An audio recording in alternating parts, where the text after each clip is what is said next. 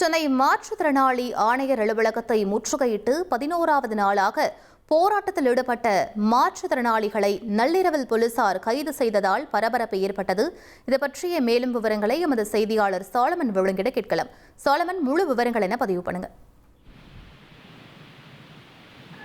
சென்னையில மாற்றுத்திறனாளி ஆணையர் அலுவலகத்தை முற்றுகையிட்டு பார்வையற்ற கல்லூரி மாணவர்கள் மற்றும் பட்டதாரி சங்கத்தினர் 9 அம்ச கோரிக்கைகளை வலியுறுத்தி தொடர்ச்சியாக 12 நாட்களாக தொடர் போராட்டத்தில் ஈடுபட்டு வருகின்றனர்.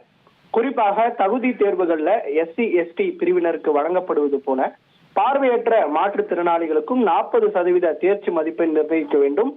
ஸ்லெட் நெட் தேர்வுகள்ல தேர்ச்சி பெற்ற பார்வையற்ற மாற்றுத்திறனாளிகளுக்கு உடனடியாக பணி வழங்க வேண்டும் உள்ளிட்ட பல்வேறு 9 அம்ச கோரிக்கைகளை வலியுறுத்தி இவர்கள் போராட்டத்தில் ஈடுபட்டு இந்த நிலையில நேற்று 11வது நாளாக போராட்டத்தை தொடர்ந்து மாற்றுத்திறனாளி ஆணையர் அலுவலகத்தை முற்றுகையிட்டு இரவு முழுவதும் உள்ளிருப்பு போராட்டத்துல மாற்றுத்திறனாளிகள் அவர்கள் ஈடுபட்டனர். அப்போது நள்ளிரவுல போலீசார் போராட்டத்துல ஈடுபட்ட நபர்களை கைது செய்யக்கூடிய பணியில ஈடுபட்டனர். அப்போது போலீசாருக்கும் பார்வையற்ற மாற்றுத்திறனாளிகளுக்கும் இடையே வாக்குவாதம் முற்றி லேசான தள்ளுமுள்ளானது ஏற்பட்டது.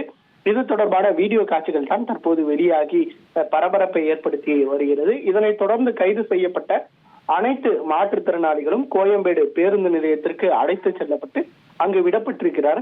தொடர்ச்சியாக இவர்கள் இந்த போராட்டமானது தொடர்ச்சியாக நடக்கும் எனவும் தங்களது கோரிக்கைகளை நிறைவேற்றும் வரை இந்த போராட்டம் தொடரும் எனவும் அவர்கள் தரப்புல தெரிவிக்கப்பட்டிருக்கிறது. இந்த கைது செய்யப்பட்ட இந்த வீடியோ காட்சிகள் தான் தற்போது வெளியாகி இருக்கிறது. விவரங்களுக்கு நன்றி சாலமன். 1,26,00,000 மனங்களை வென்ற தந்தி டிவி யூடியூப் சேனல். தவிர்க்க முடியாத தம்ப்நெயில்ஸ், கலக்கலான கான்டென்ட்ஸ்.